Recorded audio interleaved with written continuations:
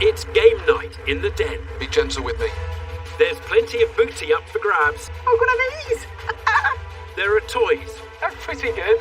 treats, Cheese crisp porn going on over here. and top entertainers Have you ever considered being a Robbie Williams impersonator? that will leave the dragons grinning from ear to ear. You have a beautiful smile already.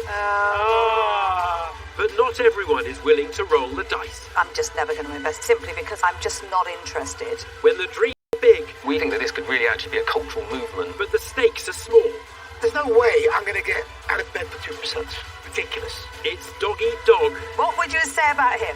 He's a pain in the arse. I was actually going to team up with Tuka until he tried to steal your firstborn there. And winner takes all. See you later, losers.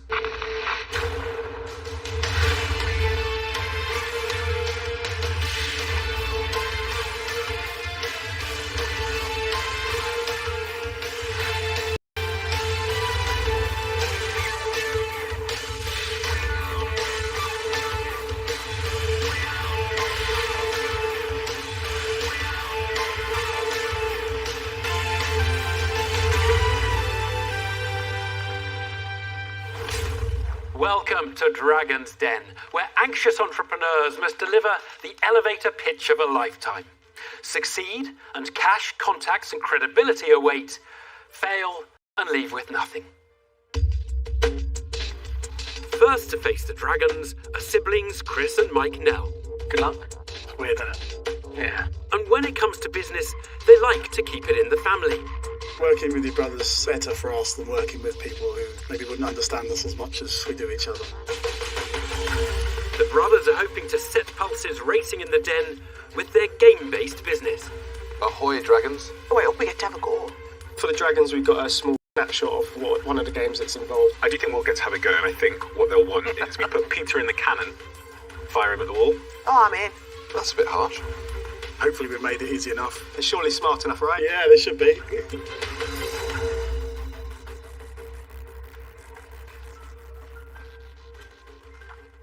Hi, I'm Chris, and this is Mike, my brother and business partner of Escape Kent Limited. Today we are looking for a £100,000 investment in return for a 5% share of our immersive escape room company. In our first full year, we made a turnover of £334,000. Since then, the figures have improved year on year, and that's despite the current coronavirus pandemic. We've now begun developing our latest form of escape game, which will allow us to cater for over double the number of customers with just 1/3 of the staff. Our plan is to further develop this new, improved escape game format that we will be branding as Timescape Adventures. Your investment will support the franchise of this concept, which will result in us becoming a well-known global brand. We'd like to invite two of you to come and play one of our bespoke pirate-themed games. Oh, I'm totally definitely doing in. that. I'm in. Didn't waste any time there. Themed escape rooms with the potential to be rolled out worldwide are the offering from Chris and Mike Nell. You'll notice you've got a cannonball in the top of the sail there. Your mission is to get that cannonball from the top of the crow's nest, work your way through the labyrinth maze, and out at this end here. The entrepreneurs are seeking £100,000 in exchange for 5% of their business. Come on, Sarah. What's the actual way out? That's it, that's it. Come on. You got it. Help, Right, hold. we're out. The dragons seem on board with the immersive experience, Be gentle with me. Yes.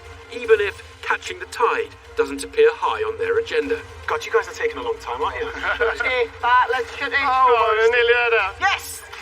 Yes! Oh, And there's your treasure. hello. The treasure. Ah, See you later, losers. why I'm hearties. Sarah Davies helps herself to some pieces of 8, Oh, good on these. but will she be interested in pocketing a piece of Chris and Mike's company? That's awesome, guys. I'm sure you already know I absolutely love escape rooms. Yes. And that was different to anything else I've played in an escape room before. We tried to make our games a little bit more skill-based, a bit more hands-on. Oh, I love this. So, just give me a little bit more flavour on those figures. First full year, you did 334. Yes. What's the years look like since then? The following year, we turned over 479,000 and a net profit of 30,000. The year after that was the COVID year, so we had 2 months close. We made 483,000 turnover on that year and 15,000 on the net. The last year, where it's been COVID, the net profit is higher at 93 because we had a coronavirus loan of £70,000. And to talk me through how the new escape room concept is going to work.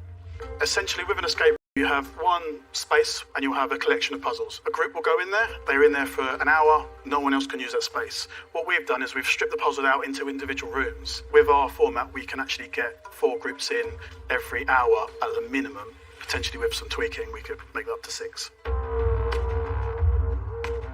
A clear strategy for maximising revenue without impacting on the customer experience always goes down well in the Den. Now, Deborah Meaden wants to discover more about the brothers' plans for rolling out their business. As a franchisee, what are you going to charge me?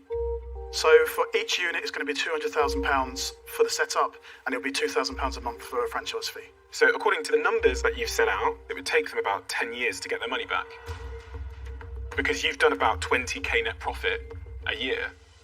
No, because the money has gone into us expanding. They wouldn't need to spend the money expanding and the 200,000. First question I'm asking as a franchisee is prove to me that I will get my money back quickly. Show me.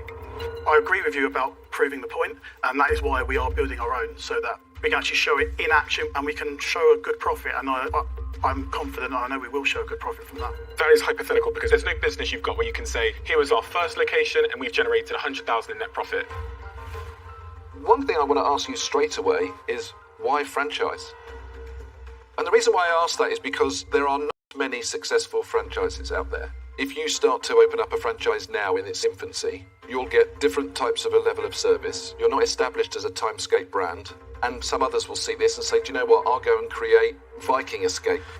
I'll do something similar but different, but own it all. I'll do it myself. It takes a lot to run a 9-game setup. There's very few people out there that we know of that have the years of experience. And that's why we're extremely confident about the future plans that we've put in place. Despite Dragon doubts, the entrepreneurs are standing firm on their plans for franchising. But Deborah Meaden has past experience which suggests that Chris and Mike could face an uncertain future. You might or might not know, but I spent all of my working career in the leisure industry. My company had those paintball zones, greatest rage, but they actually went out pretty quickly. So where would you describe you are at the moment in terms of escape games on its journeys? Because it's certainly a little way down the track. We see it going on for years and years, especially with the last year and a half, where people have been stuck indoors. Everyone's going to be wanting to get out and about. That's not quite the answer. So that is true of every single craze that I've ever seen. But all of these things have a lifespan. It worries me you can't describe that. Honestly, I don't know at this stage when it's going to drop, and I don't think it will. It will. Can I challenge that as well? It will. In the last 5 years, things like bowling alleys and Flight Club and the crazy golf formats have seen this huge spike. And one of the key factors is they are incredibly Instagrammable. I found out about Flight Club because I saw it on 10 people's Instagram when it came to Manchester. And then there's even the axe throwing thing that's now emerged. It's almost like these are trends because it's super Instagrammable. And this is not. The same could be said about an escape room, really. But it's been around forever. Do you know what though, guys, as well?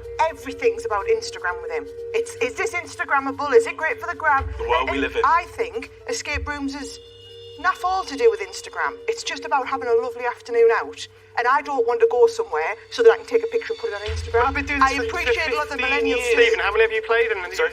Probably about 30. And it's just not exciting anymore. I want to invest in formats of the future. And I don't believe that is. So for that reason, I'm out. Chris and Mike have lost their first dragon, as social media mogul Stephen Bartlett declares his intention to set trends rather than follow them. Will their escape room style concept spark greater enthusiasm elsewhere in the Den? I've never been to one. And as a dragon, it's going to excite me. How can this not excite you? Absolutely. Come on. I want to take you to one. It's going to excite me in business, and I've been very honest. I think you're very credible, but for this one, I'm going to escape. Investing. So, guys, I wish you all the best. On this one, I'm out. Thank you. Appreciate that. Thank you. So, guys, I really think you should rethink the franchise model. This is a considered franchise. This isn't something where you pay £20,000 up front and then buy You know, these people have got £500,000 in the bank because they're going to need £200,000 for your setup. They're going to have the working capital. These are grown-up business people who are doing this. Having worked in the leisure industry, I see the people who you're talking about. They can put this stuff together. You know, they will think they can do it as well as you can do it. He disagrees, but I know these people. Okay. They're smart, they're savvy, they are on to the latest and greatest. And I can just see if this has got legs on it. And I can name you the families that will be doing it. That name will be us. It will be. It will be doing it. I hope so, Chris. I hope so. I have a fear that it won't be. So I won't be investing. I'm out. Chris and Mike are in danger of sinking as a leisure industry savvy Deborah Meaden becomes a third dragon to bail out on a deal. Sarah Davies profited from the pirate puzzle, but has she heard enough to convince her that this enterprise could be an ongoing source of booty? Right, guys. I like the escape room. I believe, possibly a little bit more than some of the other dragons here, in the future of that concept. And I believe that you have the skills to build and run really effective escape rooms. I don't believe you've got the business acumen to be able to roll out a franchise model. That's where I think you need some help. So on that basis, I would like to make an offer. So I will offer you all of the money, 100,000, but in return for that, I would be looking for 25% of the business. An offer for Chris and Mike. All of the money, albeit in exchange for 5 times more equity than the pair were looking to give away. Peter Jones wasn't buying into the brothers' scheme to scale up. He prepared to buy into their business. I think you know I instantly and vehemently completely disagree with your strategy over franchise. And I can see, looking at you, Mike, you're hearing that, your face, it's kind of... Just trying to process everything. Yeah, because for me, my strategy would be to open up as many as you can on your own and potentially even sell those individual franchises off after you've proven, you've put the staff in, it's under control, you've shown profits, and then people are willing to then invest their hard-earned cash in a sustainable business model, and that's when I think you'll get a decent return. Okay. So if we're agreed that that is the strategy, then I too will make you an offer. Otherwise, it's not going to work between us. The reason we're here is because the expertise that you guys can bring. So if you're going to tell us this is the best strategy, then we would definitely take that on board. Okay, so I'm going to make an offer. I'm going to offer you all of the money, but I too are going to ask for 25%. And I'd also be willing to share it with Sarah because I think we knocked the game out of the park when we played it. We were good, Peter. And we're good. I'd be up for that. Thank you. Well, we've built our own walls, so we can... You can go and stand beside your own wall, see if it talks more sense than our walls. Lovely, thank you. Sarah Davies and Peter Jones have each offered £100,000 in exchange for 25% of the company. What is 25%? I feel this is 400,000. But the pair are also willing to divide the spoils equally between them. Are you happy with the price they said? Yeah, well, they know what they're talking about. Decision time for Chris and Mike. Thanks for your offers, guys. Really, really do appreciate them. We do want both dragons on board, and we're hoping that if we could make your money back within 2 years, you'd drop down to 10% from there each. I'd be happy with that if Sarah is. Would you take that as well, Sarah? I'd do that, guys. It's a deal. Great. Well done, guys. Thank you. Victory for the entrepreneurs, I'm going to come and play. Please do make sure you Instagram it. who set sail in a new direction with the £100,000 they were seeking, and 2 captains of commerce as part of their crew. You smashed it. Done. Yeah, you're really well good. It hasn't completely sunk in yet. It's been extremely surreal. It's tough, isn't it? Yeah. It's definitely a life-changing experience, and I'm buzzing, so I'm a bit all over the place. We were a good team on the room. We'll be a good team in business. Absolutely. Yeah. Good luck, guys. Yeah.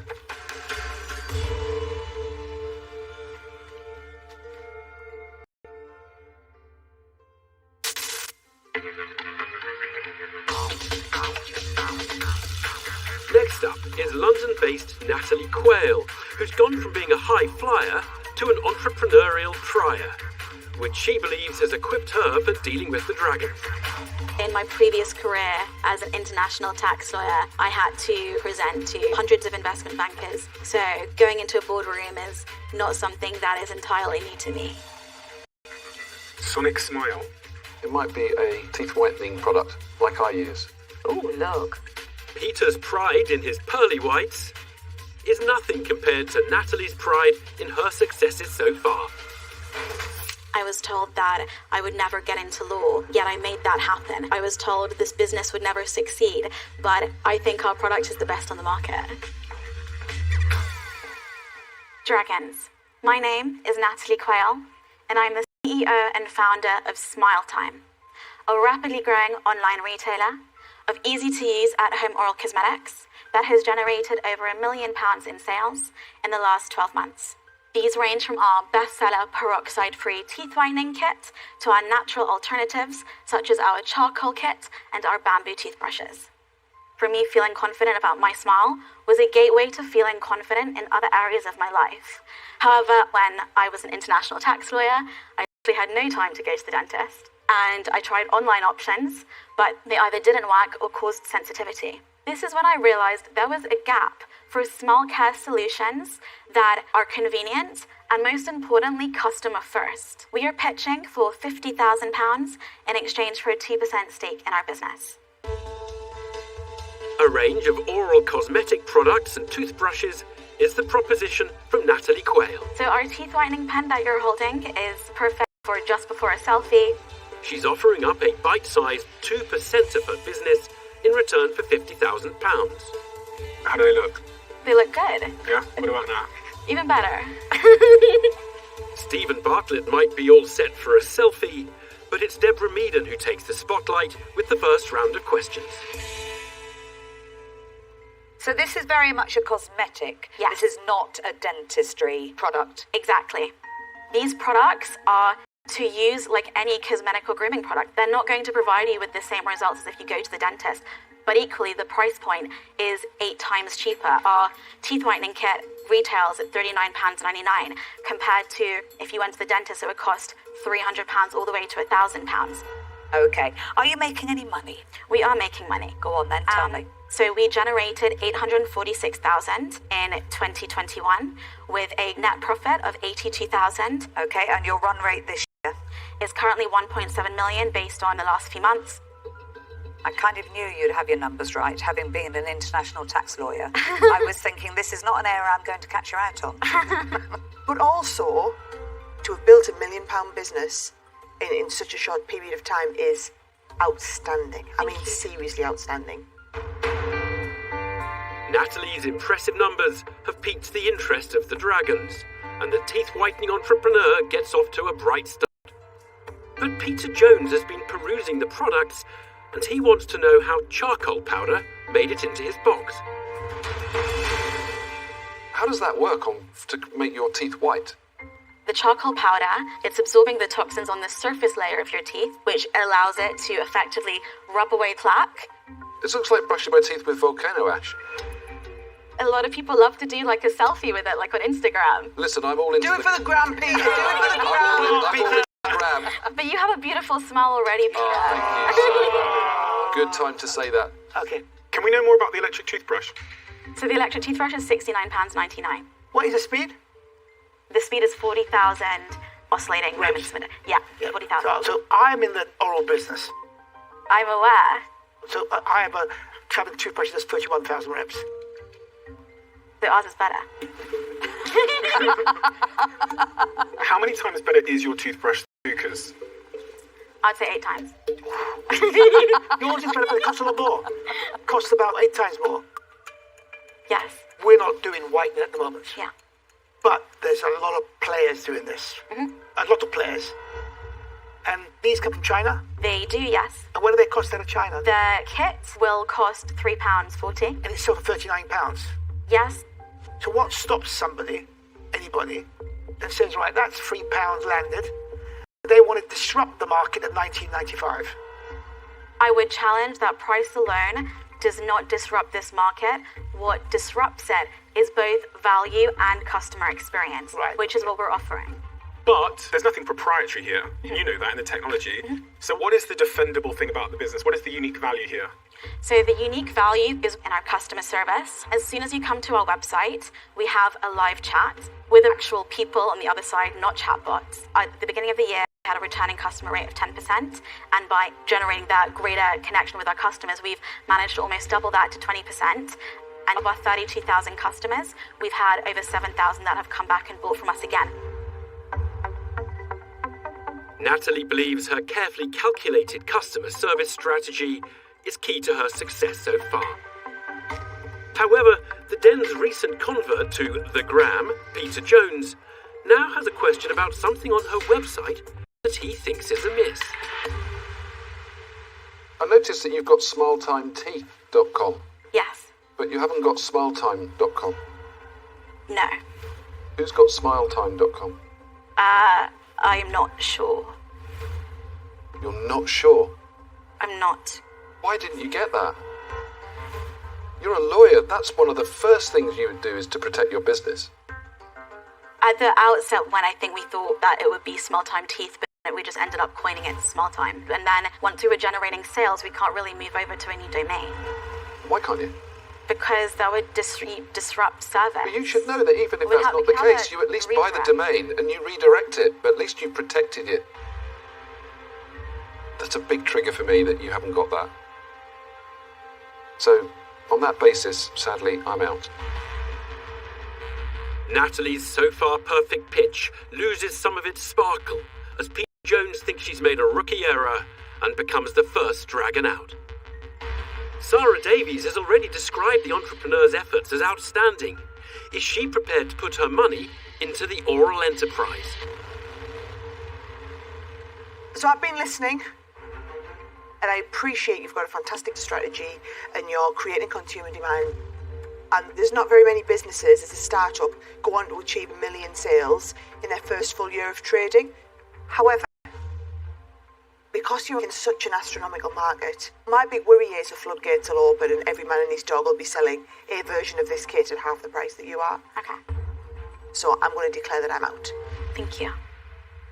Natalie, I'm just sitting here thinking, do you know, I'm just never going to invest in it. Simply because I'm just not interested in the cosmetic dental industry. Okay. So I might as well just tell you where I am, and that is out. Deborah Meaden becomes the third dragon to give the business the brush off, leaving only the Den's senior statesman and newest recruit able to bring a smile to Natalie's face with an offer. I must say, what you've done in a year is amazing. Thank you. However, entry to market is very cheap. You could easily replicate it. But I think your biggest asset is you. And you can't replicate you. And that is the secret of this business. There's a lot I can do for this business. I agree. However, there's no way I'm going to get out of bed for 2%. That's ridiculous. So I'm going to give you all the money, but I want 25%. Okay. 25%, wow.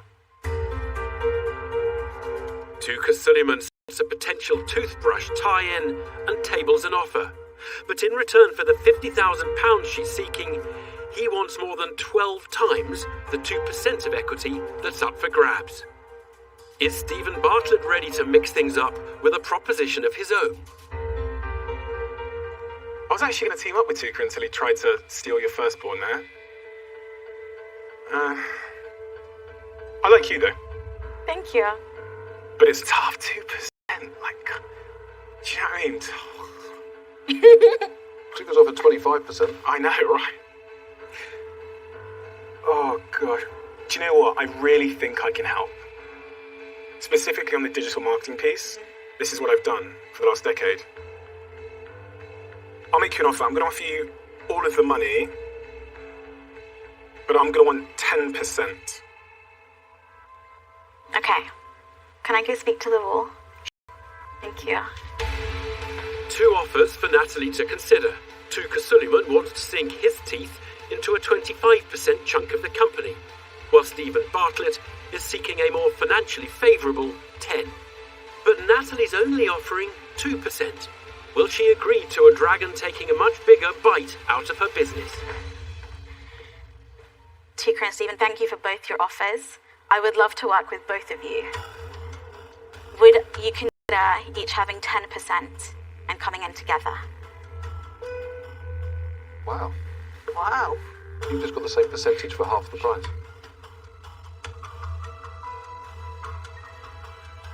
I'll do. Done. Thank you so much. You got a dream team. See you. Bye. Natalie departs the den with a double dragon deal, but leaves behind some raised eyebrows over her decision to hand over twice as much of her company than she needed to. She had an offer for all of the money for 10%, and she came back and said, I want you both for 10% each. So she obviously thinks Tuka is worth a lot of money. It feels really surreal, but yeah, it was great. Really good. Yeah, I don't know why I'm crying. I'm very happy.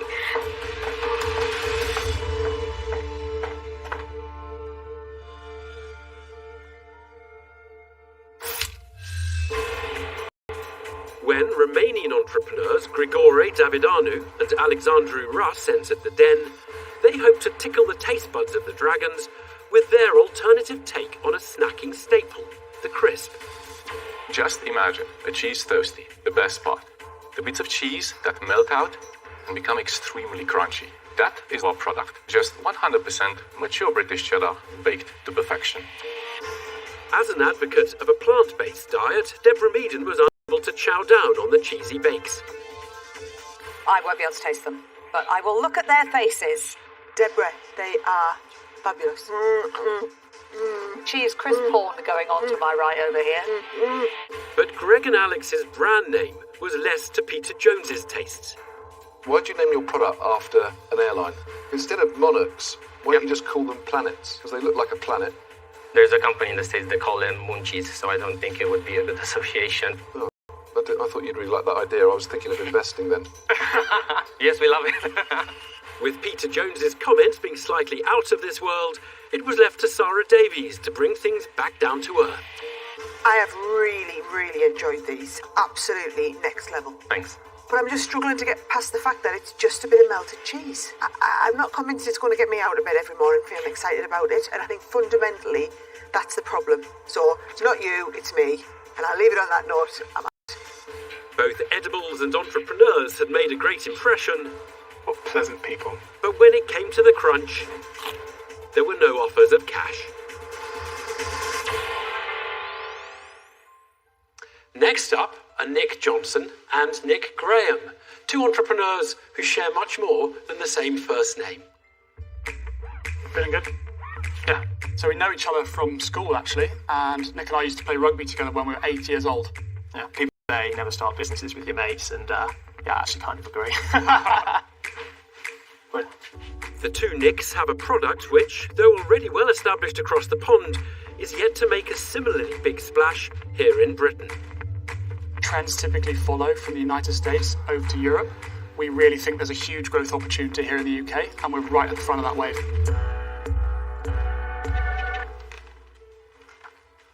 Hi Dragons, I'm Nick Graham, and this is my old friend and business partner, Nick Johnson.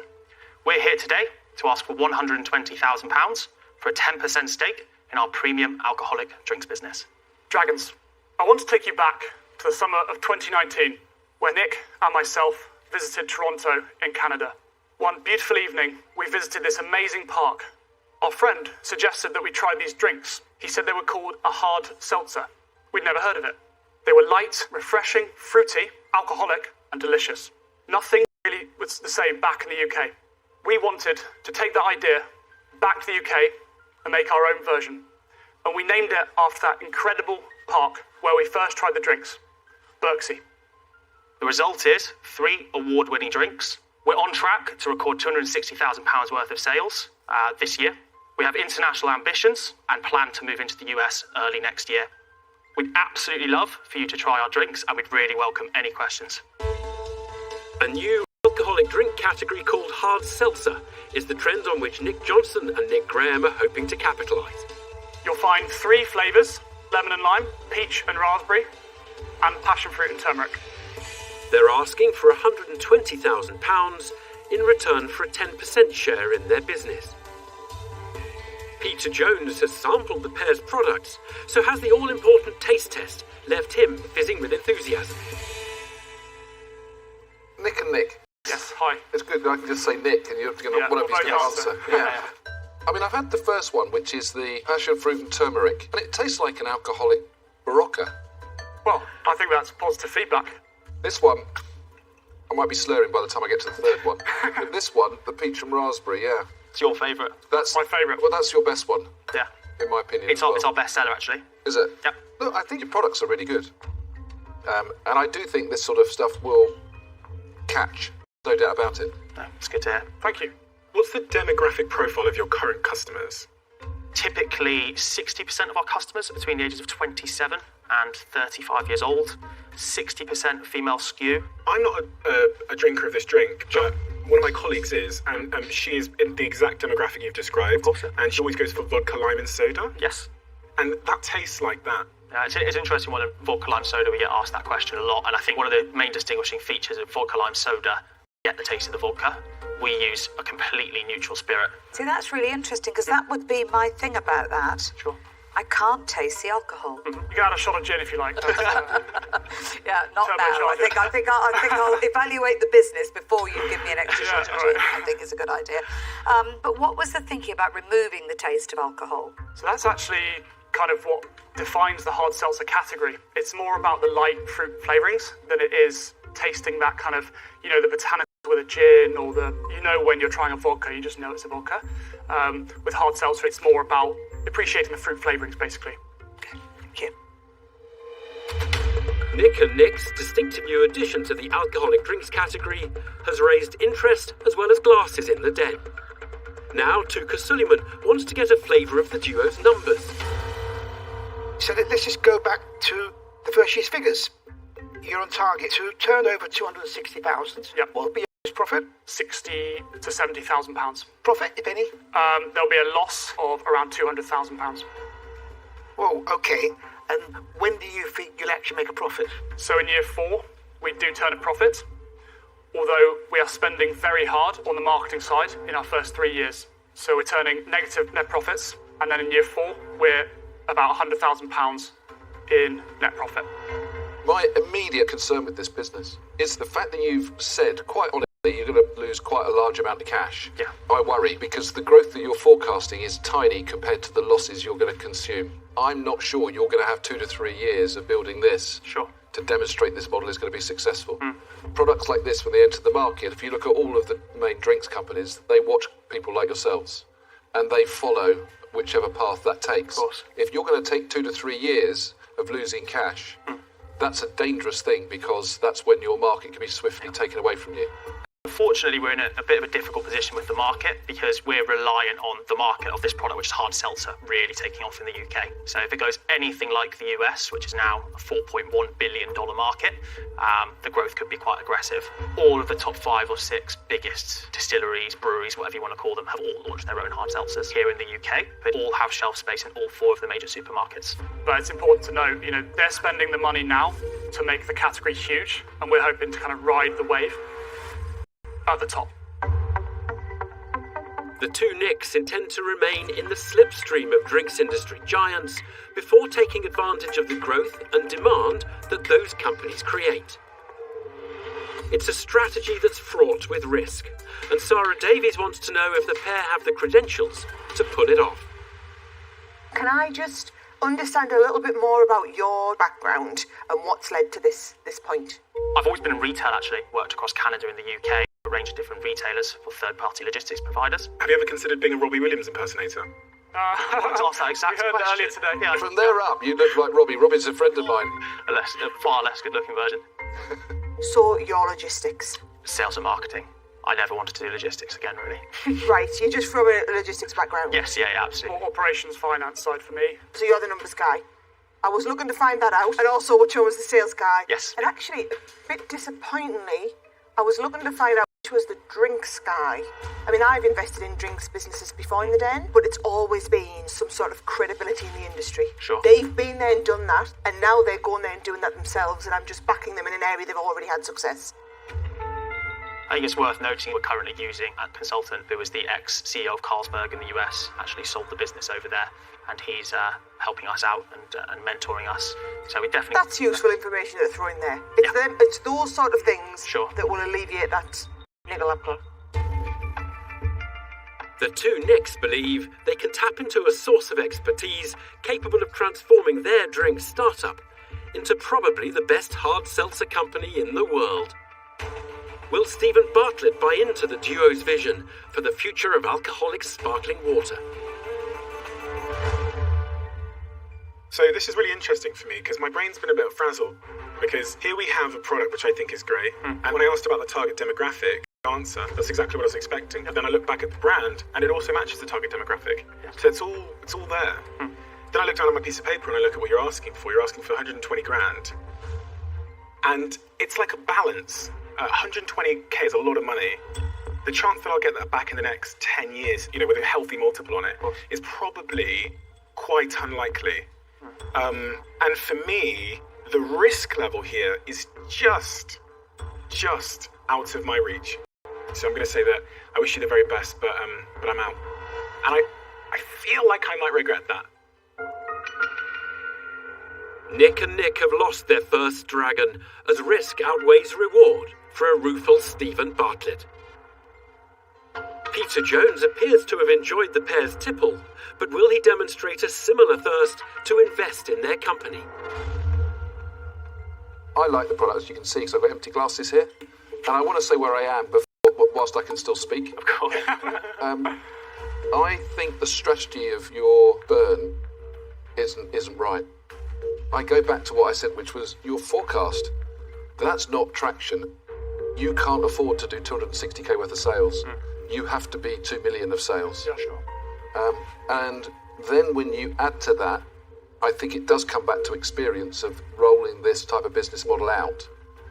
You need somebody on your team that's done this and been there on the t-shirt, because the speed at which you get this out there is actually critical. Otherwise, you are going to lose money slowly. And I think that's not something as an investor I wanted to go on that journey with you. So I'm going to say that I'm out. Okay, thank you. The product is wonderful. Okay. Really enjoyed it. Thank you very much. You guys are two great producers in the sense that you're creating the movie, you've got the script, can you execute it? That's my concern. Because if you can't raise money, the next round, you're finished. Because you're going to burn enough money. And unfortunately, I don't like to be in businesses that burn money unless there's a real big reward at the end. And I can't see no big reward at the end of this one. So, for that reason, I'm out.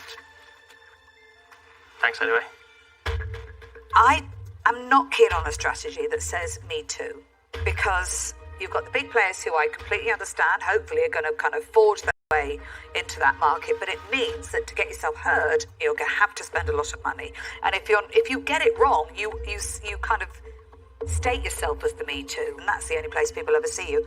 And it just leaves me feeling I don't know, and I can't invest thinking I don't know. So I'm really sorry, guys. I can't invest. I'm out. Treble trouble for the two Nicks as Tuka Suleiman, Peter Jones and Deborah Meaden all declare time on the deal. Only Sarah Davies now remains. Have the pair done enough to alleviate her earlier concerns regarding their lack of drinks industry expertise? So guys, on the product front, you have credibly explained to me today in a convincing way that I think this is going to be the next big thing. Huge tick. The bit that's not getting the tick from me, you haven't lived in that industry and experienced the ups and downs of that industry. Neither have I.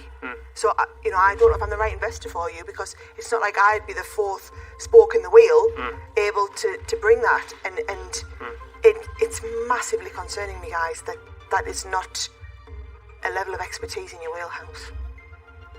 So I can't invest today. I'm out. Thank you. Good luck, though. Good luck. Thank you. Sadly, Nick and Nick, they must head back down to the ground floor with nothing. But despite failing to shake any cash out of the Dragons, their drinks business has stirred up that rarest of sentiments in the den, that this might just be the one that got away. Farewell. Next time. From the moment I went out there, I sat there and thought, I think I might regret this. We do think today has been a bit of a missed opportunity for the Dragons, but hopefully we'll be one of those brands that in a few years they're all looking at us and saying, oh, what could have been.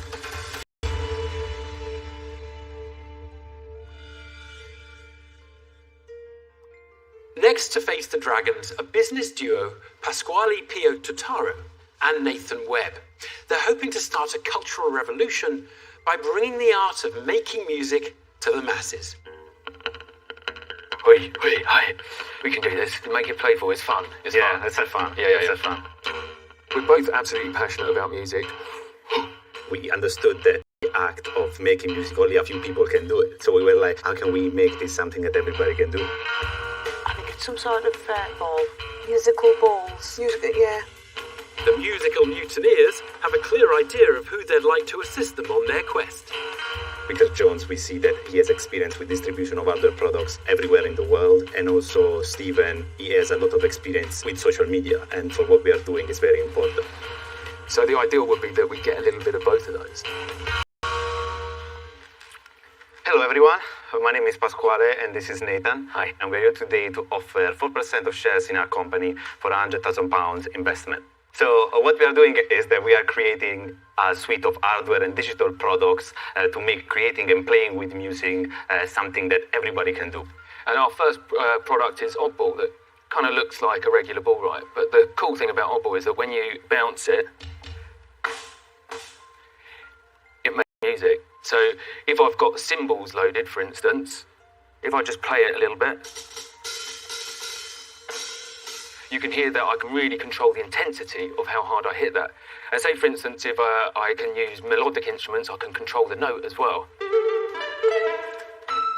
which we think is pretty cool. That is cool. Oh, sorry, poker face. We actually have a video of one of our favorite users that is really good with it. Yeah.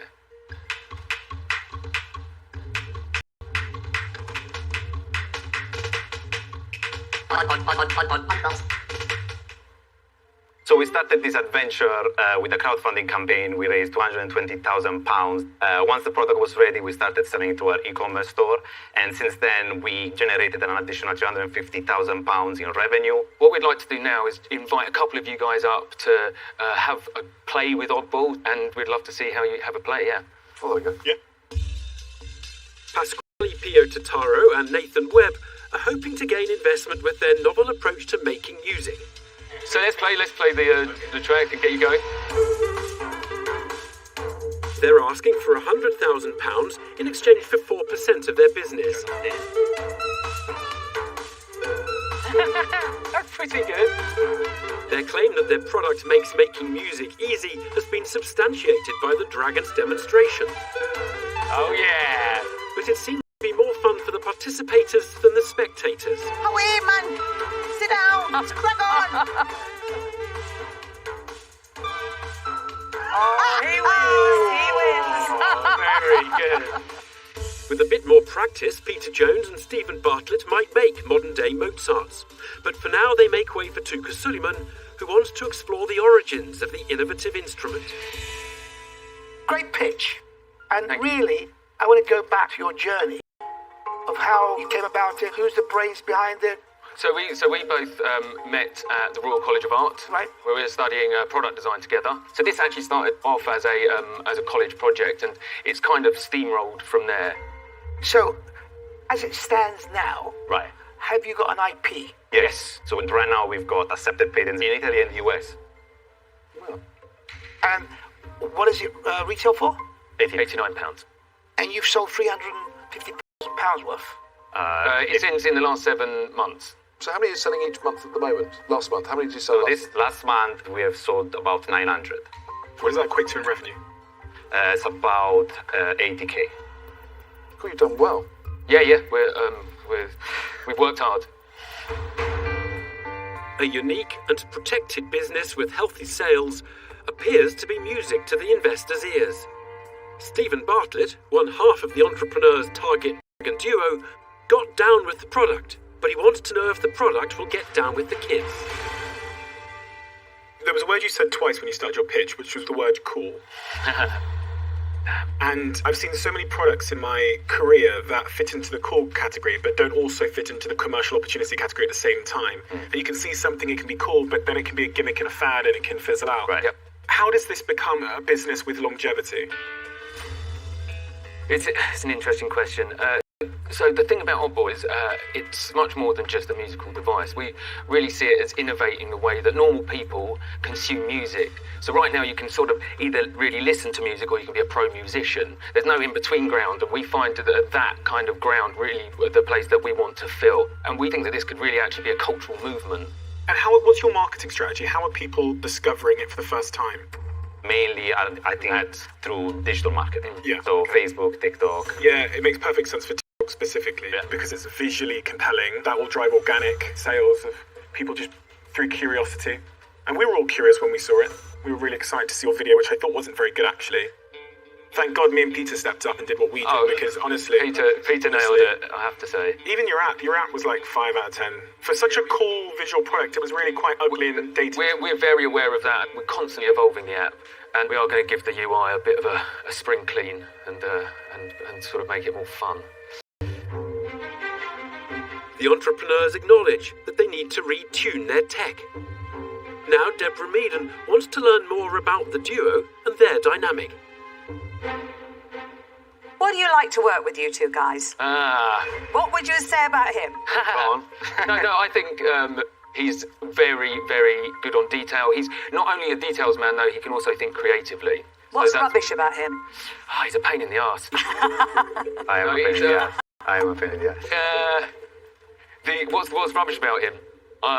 He wants to say it, he just can't get it out. He Yeah. just, now's your moment, come on. I would say, if I can... Yeah, you say, why don't you say I can it? say that I'm just very direct when I have to give... Yeah, okay, that was what I was What's bad about that? It works. And same thing? I think when you're looking at how things communicate to an audience, he's really good at it.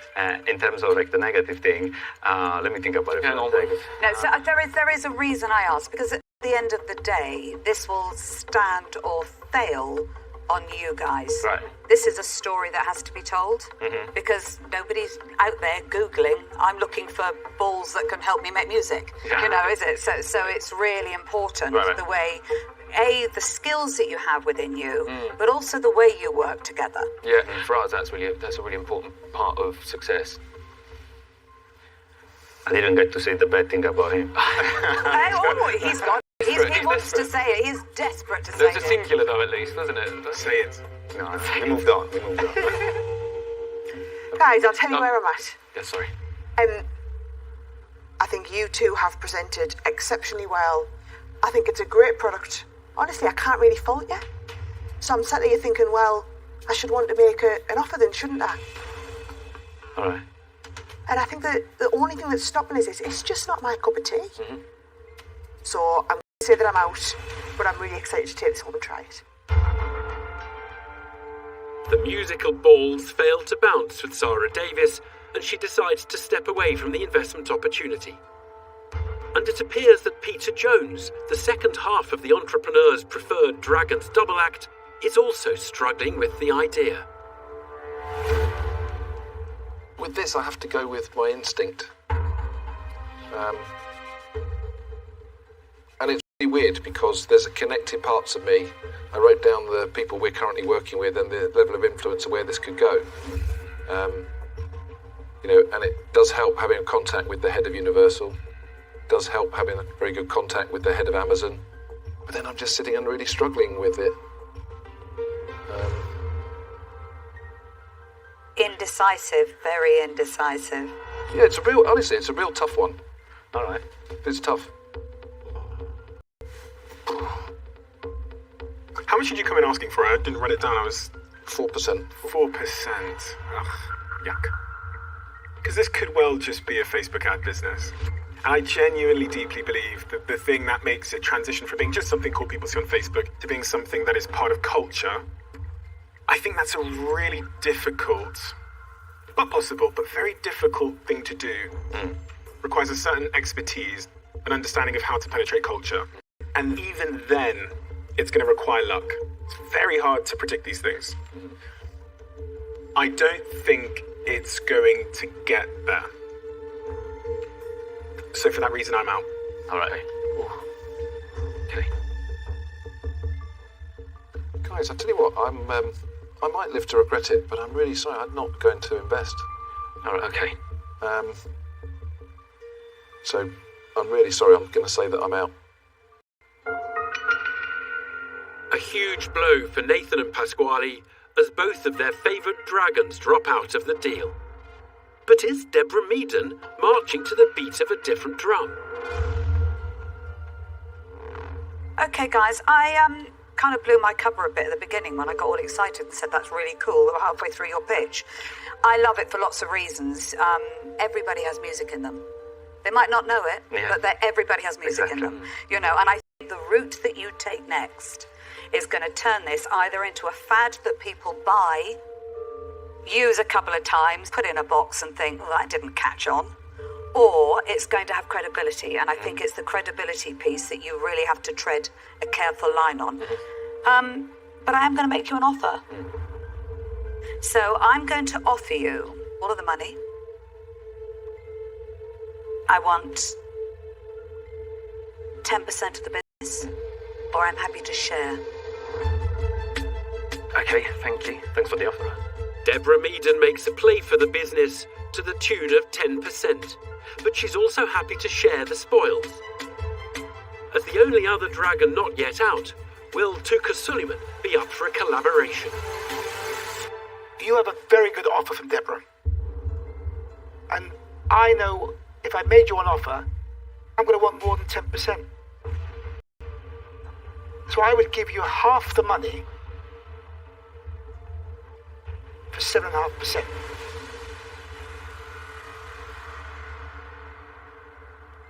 Do you want to go talk to the wall? Yeah, I mean, I think we need to, don't we, really? Let's do it. Nathan and Pasquale retreat to the wall to talk tactics. Okay. Deborah Meaden's offered 10% with an option to split her investment with Tuka Suleiman. He's happy to share, but won't go any less than 7.5% each. I think Deborah's offering a better deal. As it stands, all offers are well over the 4% the entrepreneurs initially presented. All right. Yeah, this. Okay. You want to deliver that? Yeah, all right. Okay, all right. Okay. So what we were talking about is that we are willing to put out 7%, and we are also open to the option of two of you sharing. 7%. Yeah. Not me. Not me. Okay. Not me. I think you've got quite a job to do. That's good. What can we say? Thank you. Yeah, I mean, thanks a lot for your offers. Anyway. Okay. Okay. You've made a mistake, guys, but hey, good luck. Thank you, guys. Yeah. The curtains come down on Pasquale and Nathan's pitch as they refuse the dragon's terms of investment and leave the den with nothing. Well, plan B? I'm totally shocked. I thought that was an unbelievably good offer. I think that we did the right decision to walk away from the 10% offer. That counter offer was our top line. I think that had we kept eroding that top line, we probably wouldn't have necessarily been happy with what we would have come out with. So you win some, you lose some. I hope they don't live to regret, though, because 10%, 7%. Yeah. That could be the difference between success and failure. Yeah. Hey.